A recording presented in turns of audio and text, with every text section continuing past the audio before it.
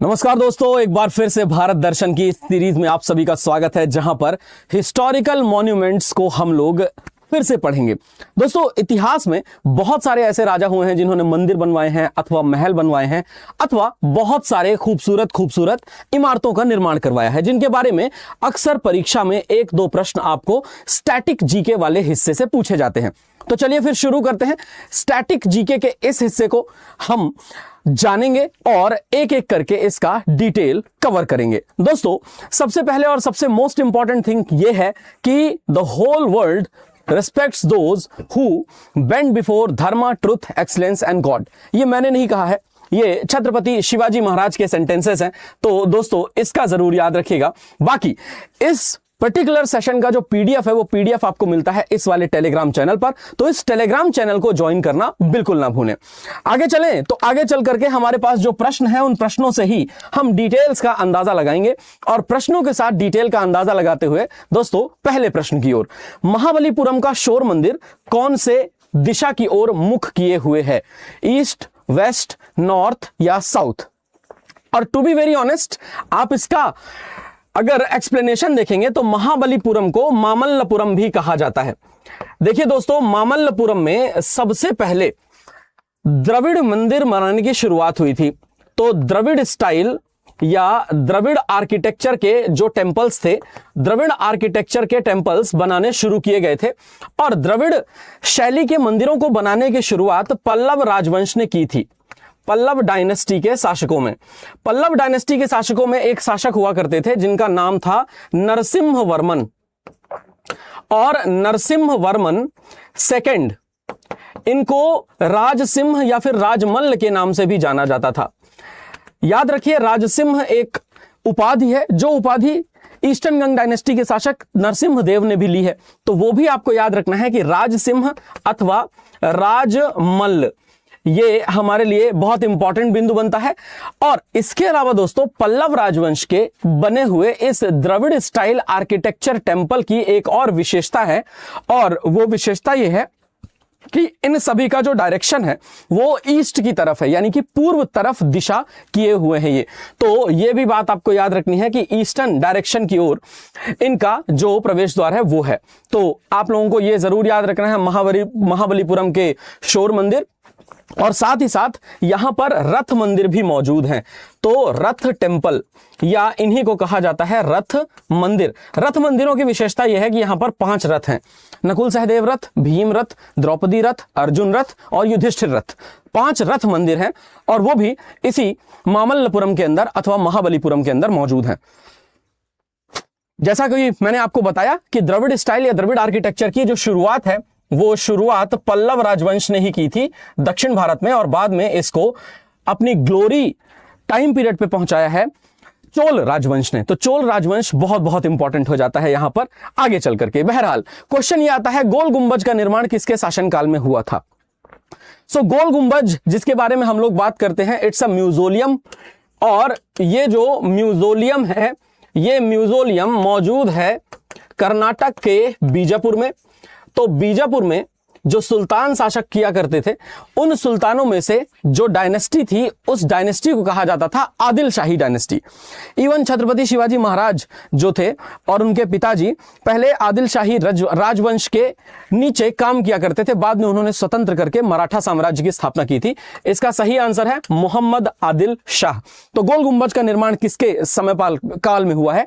तो मोहम्मद आदिल शाह के समय काल में हुआ है। हम्पी का विट्ठल मंदिर किसके लिए प्रसिद्ध है? संगमरमर की नक्काशी के लिए प्रसिद्ध है, संगीत स्तंभ के लिए प्रसिद्ध है, लौह द्वार के लिए प्रसिद्ध है, या रजत गुंबद के लिए प्रसिद्ध है? और दोस्तों, ये वो हिस्टोरिकल मॉन्यूमेंट्स के क्वेश्चंस हैं जो आपके आर्ट एंड कल्चर पार्ट को कवर करते हैं। और देखिए, यहां पर आप देख रहे होंगे कि लेवल ऑफ टफनेस भी क्वेश्चन का रखा गया है। ये आपके नए एग्जाम पैटर्न को देखते हुए बनाया गया है। तो दोस्तों, सिंपल सी बात है, विट्ठल टेंपल के बारे में बात करें या हजाराराम टेंपल के बारे में बात करें, इनकी नींव रखी गई थी संगम वंश के राजा। तो संगम डायनेस्टी के शासक हुआ करते थे, और संगम डायनेस्टी के शासक का नाम था देवराय द्वितीय या देवराय सेकंड। देवराय सेकंड बहुत ही महान शासक थे संगम वंश के। हरिहर बुक्का देवराय प्रथम के बाद देवराय द्वितीय सर्वाधिक महान शासक हुए, सबसे ज्यादा फेमस रूलर हुए दोस्तों। और संगम डायनेस्टी के देवराय सेकंड ने हम्पी का विट्ठल मंदिर बनवाया था। हम्पी का विट्ठल मंदिर इसलिए प्रसिद्ध है क्योंकि जब यहां से हवा पास होती है तो पिलर्स में से बांसुरी जैसी आवाज आती है। फॉर एग्जाम्पल ऐसी जो आवाज है, ये ऐसी आवाज इसलिए आ रही है क्योंकि ये पेन हॉलो है, और हॉलो होने की वजह से इसके अंदर से जब हवा एक बार पास होती है और वापस निकलती है तो एक साउंड जनरेट होता है। कुछ वैसे ही ये म्यूजिकल पिलर्स हैं कि हवा जब निकलती है इनमें से तो एक सरसराहट की एक संगीतमयी आवाज निकल करके आती है। दैट्स वाई इसको म्यूजिकल पिलर्स कहते हैं। ठीक है दोस्तों, मेरे ख्याल से आपको आइडिया क्लियर हो गया होगा। आगे चलते हैं। पट्टदकल के स्मारकों का समूह किसका प्रतीक है? यह पल्लव कला का प्रतीक है, अर्ली चालुक्य आर्किटेक्चर का है, होयसला आर्किटेक्चर का है, या राष्ट्रकूट कला का प्रतीक है? And to be very honest, जब मैं आपको बोलता हूं कि पट्टदकल जो है ये यूनेस्को की विश्व विरासत सूची में शामिल है, यूनेस्को वर्ल्ड हेरिटेज साइट्स। और चूंकि यूनेस्को की वर्ल्ड हेरिटेज साइट में है, यूनेस्को के बारे में जरूर याद रखिएगा। यूनेस्को जिसके बारे में हम अक्सर चर्चा करते हैं, ये यूनेस्को बना था 1945 में, ये स्थापित हुआ था पेरिस में, और ये जो है इसके जो हेड हैं वो हैं ऑड्रे अजौले। तो ये पॉइंट आपको जरूर याद रखना है। बहरहाल वापस आते हैं, यूएन की डेजिग्नेटेड बॉडी है, और इसका सही आंसर है दोस्तों कि ये प्रारंभिक चालुक्य स्थापत्य कला के उदाहरण हैं। तो पट्टदकल के जो टेंपल्स हैं, पट्टदकल के टेंपल्स प्रारंभिक चालुक्य स्थापत्य कला के उदाहरण हैं। स्थापत्य में देखिए आपको मिलेगा पट्टदकल के जो भी स्मारक हैं वो एक्चुअली द्रविड़ स्टाइल टाइप में टेंपल्स बने हुए हैं। एग्जाम्पल के तौर पर जैसे मैं आपको कुछ फोटोज दिखाता हूं, उन फोटोज को जरा ध्यान से देखें। खजुराहो ग्रुप ऑफ मॉन्यूमेंट्स की बात करें, ये खजुराहो ग्रुप ऑफ मॉन्यूमेंट्स जो हैं, खजुराहो ग्रुप ऑफ मॉन्यूमेंट्स की एक विशेषता है। आप देखें कि गर्भगृह के चारों तरफ 4 अलग अलग स्थापित मूर्तियां हैं, जिसकी वजह से इसको पंचायतन शैली का माना जाता है। एंड एक बात और, यहां पर देखिए अर्ध मंडप है, फिर ये मुख्य मंडप है, फिर मुख्य मंडप से अंदर की तरफ गर्भगृह मौजूद है। और नागर शैली की एक विशेषता यह है कि नागर स्टाइल ऑफ टेंपल मेकिंग में ये जो आपको मंदिर के ऊपरी हिस्से को देखते हो आप, ये कर्विलिनियर स्ट्रक्चर है जिसको शिखर कहा जाता है। ये एक कर्व जैसा स्ट्रक्चर है जिसको कहते हैं शिखर। तो ये खजुराहो मंदिरों की विशेषता, जबकि पट्टदकल के मंदिरों की ये विशेषता नहीं है। उनके बारे में भी मैं आपको किसी दिन एक और डिटेल्ड वीडियो ला करके पूरे साउथ के टेंपल्स के बारे में कवर अप करवाऊंगा। पर दोस्तों खजुराहो ग्रुप ऑफ मॉन्यूमेंट्स 1986 में शामिल किए गए थे यूनेस्को की विश्व विरासत सूची में, और मोस्ट खजुराहो टेंपल्स को लगभग 885 से 1050 ईस्वी के बीच में चंदेल राजवंश ने बनाया था। तो ये देखिए अर्धमंडप, मंडप, महामंडप, अंतराल, उर्श्रृंग। अब वेस्टिब्यूल जो है ना, अंतराल, इसके बारे में क्वेश्चन पूछा गया था। महामंडप को गर्भगृह से जोड़ने वाली, ध्यान से सुनिए, महामंडप को गर्भगृह से जोड़ने वाली वेस्टिबुलर टनल को क्या कहा जाता है? इस टाइप के क्वेश्चंस भी आपके एग्जाम में आ रहे हैं। तो दोस्तों ऐसे टाइप के क्वेश्चंस आएंगे ना, तो आपको एग्जैक्टली आर्ट एंड कल्चर में स्थापत्य कला समझनी पड़ेगी। तो ध्यान से देखिए कि अगर महामंडप की बात करते हो आप, और महामंडप इज कनेक्टेड टू दी गर्भगृह, ये देखिए श्राइन जहां पर रखी जाती, जहां पर मूर्ति रखी जाती है, तो गर्भगृह और महामंडप इन दोनों को कनेक्ट करने वाला है अंतराल, इसी को कहते हैं वेस्टिबुलर टनल। और ये द्रविड़ मंदिर वास्तुकला में और नागर मंदिर वास्तुकला में, इवन वेसर मंदिर वास्तुकला में सेम है, ये बात याद रखिएगा। तो it is almost the same. ये पूरा का पूरा जो है ना, ये जो पूरा का पूरा मामला है, ये पूरा का पूरा मामला सेम ही है। आगे चलते हैं। खजुराहो के मंदिरों का निर्माण 885 और 1000 ईस्वी के बीच में हुआ था दोस्तों, ये तो आप लोग जान ही रहे हैं। ये सांची का स्तूप है जिसका निर्माण सम्राट अशोक के समय काल में हुआ था, और ये मध्य प्रदेश में रायसेन में मौजूद है। तो सांची का स्तूप रायसेन, एमपी, रायसेन जिला है एक मध्य प्रदेश का, वहां पर यह मौजूद है। और याद रखिएगा ये जो एक आपको एंट्री गेट टाइप का दिख रहा है, इस एंट्री गेट को कहा जाता है तोरण। और इसके बारे में एग्जाम में क्वेश्चन पूछा गया है कि स्तूपों में जो एंट्री गेट है, इस एंट्री गेट को किस नाम से जानते हैं? तो इसको तोरण नाम से जानते हैं। और वैसे भी मध्य प्रदेश में आप कहीं भी जाइए, अथवा हिंदी वाले जो भी राज्य हैं, हिंदी वाले राज्यों में जाइए, तो वहां पर तोरण का मतलब ही होता है एंट्री। तो तोरण द्वार का मतलब एंट्री गेट। ठीक है, ये पॉइंट आपको याद रखना है। बहरहाल वापस आगे बढ़ते हैं दोस्तों। तो वापस आगे बढ़ करके हम लोग भीमबेटका रॉक शेल्टर्स को देखते हैं। ये भी यूनेस्को की विश्व विरासत सूची का हिस्सा है। और यहां पर प्राचीन काल की, यानी कि जब आदिमानव काल हुआ करता था, आदिमानव किस तरह से रहते थे, उन्होंने अपने बारे में पेंटिंग्स बना करके यहाँ की गुफाओं में बताया हुआ है। तो मध्य प्रदेश के इलाकों में आदिमानव रहे होंगे पहले। जंतर मंतर, ये जयपुर की एक खूबसूरत सी इमारत है और इसका निर्माण करवाया था किंग, या यूं कहिए राजा सवाई जय सिंह ने। तो ये भी कमाल के व्यक्ति हुआ करते थे, राजा सवाई जय सिंह, और इनके बारे में काफी सारी बातें कही जाती हैं। इन्होंने ही जयपुर बसाया था। और जंतर मंतर वास्तव में ये यंत्र मंत्र था, और यंत्र मंत्र ये अब जंतर मंतर हो चुका है। दोस्तों, चित्तौड़गढ़ का किला यूनेस्को की विश्व विरासत सूची में शामिल, ये भी एक हिस्टोरिकल मॉन्यूमेंट है, जरा ध्यान से देखें। और ये जो हिस्टोरिकल मॉन्यूमेंट है चित्तौड़गढ़ का किला, उसमें एक चीज जो आप देख पा रहे होंगे आपके सामने, वो है ये 9 मंजिला स्मारक। तो ये 9 स्टोरी की जो बिल्डिंग है, ये 9 स्टोरी की बिल्डिंग आपके लिए अजूबे का विषय भी हो सकती है। 9 स्टोरी की जो बिल्डिंग है, इसको कहा जाता है टावर ऑफ विक्ट्री, या इसी को कहा जाता है विजय स्तंभ। तो टावर ऑफ विक्ट्री या टावर ऑफ विक्ट्री को विजय स्तंभ कहते हैं। क्या है इस विजय स्तंभ की कहानी? सारंगपुर का युद्ध हुआ था, जिसमें गुजरात के सुल्तान और मालवा के सुल्तान दोनों ने मिलकर मेवाड़ के महाराणा कुंभा के खिलाफ युद्ध लड़ा था, और महाराणा कुंभा ने उस जॉइंट आर्मी को डिफीट किया था। इस वजह से ये जो बिल्डिंग है, ये 9 मंजिला इमारत का निर्माण करवाया गया था। तो यह भी आपको ध्यान रखना है दोस्तों। और ये टावर ऑफ विक्ट्री जिसके बारे में मैं चर्चा कर रहा हूं, राजस्थान पुलिस के प्रतीक के रूप में भी है। तो ये भी हमें याद रखना है दोस्तों। This is the emblem of Rajasthan police. तो ये पॉइंट आप याद रखिए। और एक बहुत अच्छे कवि हुए हैं दोस्तों, चित्तौड़ ने 3 बार जौहर और साके झेले हैं, और यहां पर बलिदान बहुत हुए हैं दोस्तों। एशिया के बारे में कहा जाता है, एशिया में सबसे बड़ा लार्जेस्ट फोर्ट कॉम्प्लेक्स, लगभग 750 एकड़ का फोर्ट है ये। और चित्तौड़ के बारे में जो एक और बात कही थी कविवर श्याम नारायण पांडे ने, उन्होंने लिखा था, मुझे न जाना गंगा सागर, मुझे न रामेश्वर काशी, तीर्थराज चित्तौड़ देखने को मेरी आंखें प्यासी।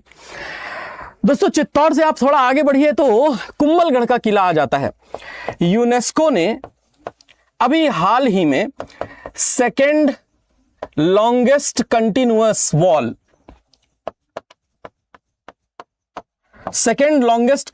वॉल, यानी कि दूसरी अनवरत दीवार के रूप में चिन्हित किया है 36 किलोमीटर की दीवार, कुंभलगढ़ के किले की दीवार को। और मई 2026 में यूनेस्को ने इसको चुना है। तो कुंभलगढ़ का जो किला है, कुंभलगढ़ का किला, इसका निर्माण भी राणा कुंभा ने ही करवाया था, ये भी आप लोग याद रखिए। और ये कुंभलगढ़ का जो खूबसूरत किला है, इसमें एक छोटा सा कमरा आप देख पा रहे होंगे, वो यहां पर है। ये छोटे से कमरे में कहा जाता है महाराणा प्रताप का जन्म हुआ था। तो it is the birth place of Maharana Pratap. तो जब मैं यहां पर घूमने के लिए गया था, तो मुझे गाइड ने बताया था यहां घूमते हुए कि ये जो छोटा सा कमरा है, इस छोटे से कमरे में ही महाराणा प्रताप का जन्म हुआ था। तो ठीक है, सेकेंड लॉन्गेस्ट कंटिन्यूअस वॉल, यानी 36 किलोमीटर की जो लंबी दीवार है, उसको यूनेस्को ने हाल ही में चिन्हित किया है, यूनेस्को ने हाल ही में उसको रखा है। तो ये करंट अफेयर्स के हिसाब से कुंभलगढ़ का जो किला है वो महत्वपूर्ण हो जाता है। याद रखिए, इसको कहा जाता था emergency capital of Mewar, Mewar की आपातकालीन राजधानी इसे कहते थे। कुंभलगढ़ का किला काफी फेमस किला है, और चूंकि ये महाराणा कुंभा के नाम पे, इसीलिए इसको कुंभलगढ़ बोलते हैं। आप लोग भी कभी जाइएगा और घूम करके आइएगा। राजस्थान में राजसमंद जिले में आता है कुंभलगढ़ का किला। दोस्तों, उसके अलावा आमेर का किला है यूनेस्को की विश्व विरासत सूची में शामिल, और राजस्थान के 6 किले हैं जो यूनेस्को की वर्ल्ड हेरिटेज साइट में शामिल हैं, उनके बारे में आपको याद रखना है। और अगर आप खूबसूरती की बात करो, और खूबसूरती की बात करते हुए अगर आप इसे देखो, तो आपको अलग ही मजा आएगा।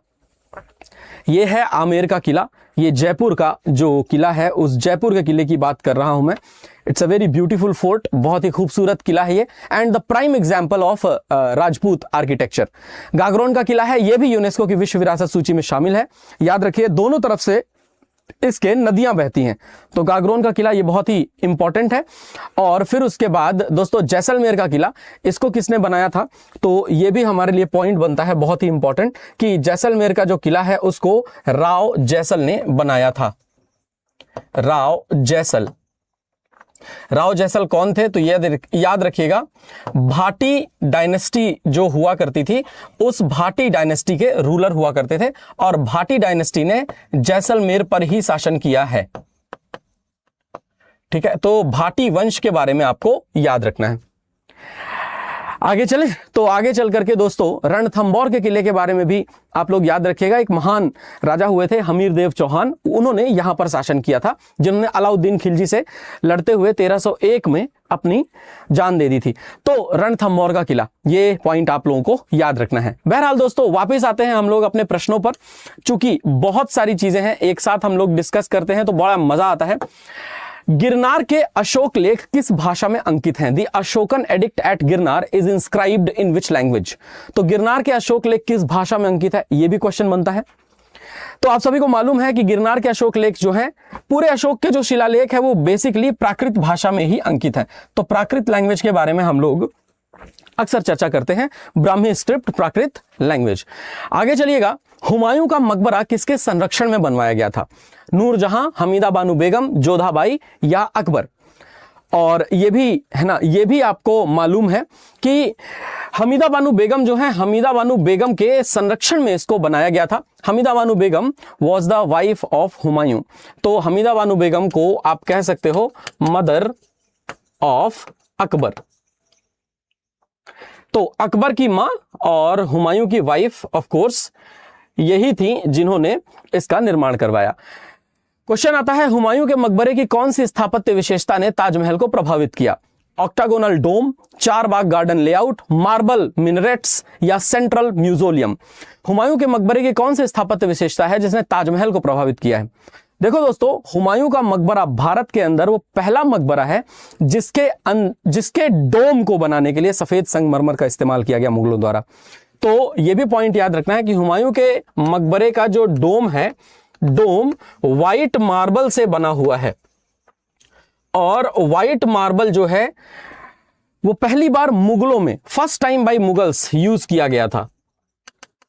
मैं पिट्टा ड्यूरा की बात नहीं कर रहा, मैं बात कर रहा हूं व्हाइट मार्बल्स के यूज करने की। तो कुल मिलाकर के ये पॉइंट हमको याद रखना है कि चार बाग उद्यान विन्यास तो है ही, प्लस साथ ही साथ व्हाइट वाला जो मार्बल है, व्हाइट वाला मार्बल भी उपयोग किया गया था।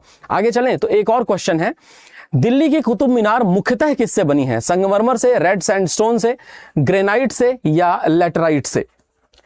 तो ये भी बढ़िया क्वेश्चन बनता है दोस्तों हिस्टोरिकल मॉन्यूमेंट्स के बारे में, और अक्सर एग्जाम में इस तरह के क्वेश्चंस आपको पूछ दिए जाते हैं। तो आइए मैं यहां पर आपको टोटल बता देता हूं। कुतुब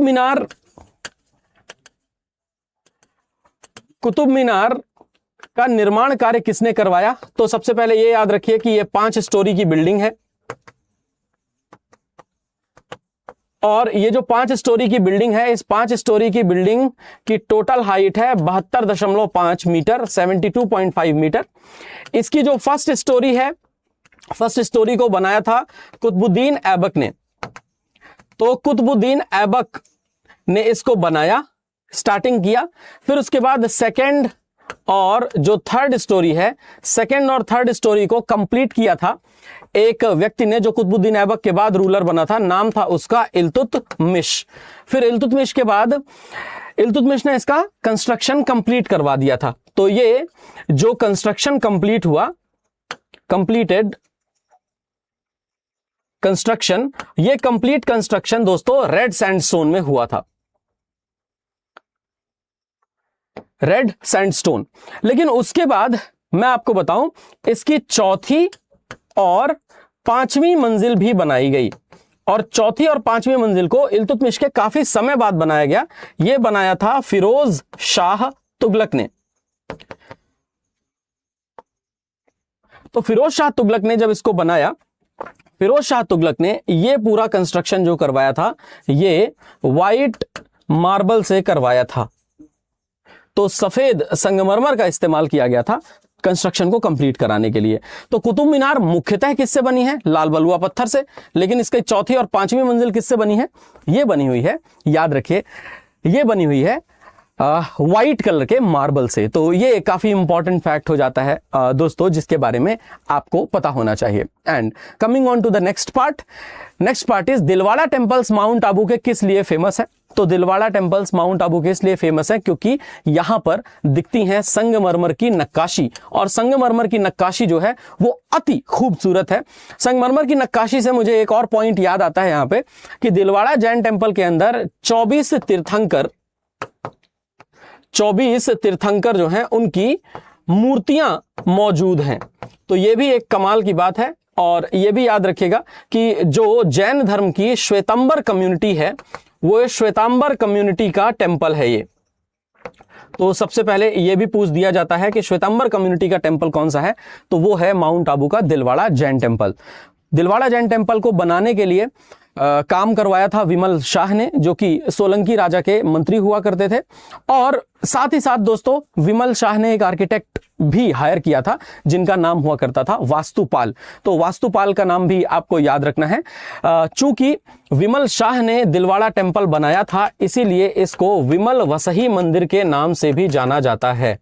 तो विमल वसाही टेम्पल या विमल शाह द्वारा बनवाया गया विमल वसाही। ठीक है दोस्तों, तो ये रहा आज का भारत दर्शन एपिसोड। आपको कैसा लगा बताइएगा जरूर। और इतनी एक्सक्लूसिव जानकारी के लिए आपको जुड़ना है आपके अपने नवदीप सर के साथ रोजाना इसी चैनल पर।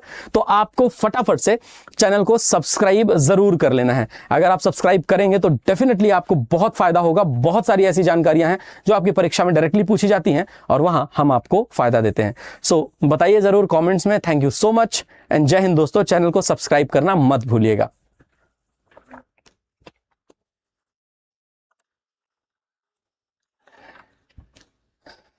हाँ जी, चला जाए तो शुरू करते हैं फिर आज के करंट अफेयर्स वाले पार्ट को। और एक बच्चे ने तो मतलब देखो धान बो दिया है ऑलमोस्ट कमेंट सेक्शन में कि आईएएस ऑफिसर बड़ी गवर्नमेंट जॉब है कि आरबीआई की ग्रेड भी बड़ी गवर्नमेंट जॉब है। एक बात बताओ, बड़ी गवर्नमेंट जॉब क्या केवल और केवल सैलरी से डिसाइड हो जाती है? चैट जीपीटी से पूछो तो समझ में आएगा। Level of handling of job, आपको आईएएस बड़ी जॉब है और आरबीआई ग्रेड भी आपको सैलरी दे सकती है। यार ये स्पैम कर रही है, इसको निकालो यहां से, थोड़ी देर के लिए टाइम आउट करो। चलो फिर अब आगे बढ़ा जाए। आगे चल के दोस्तों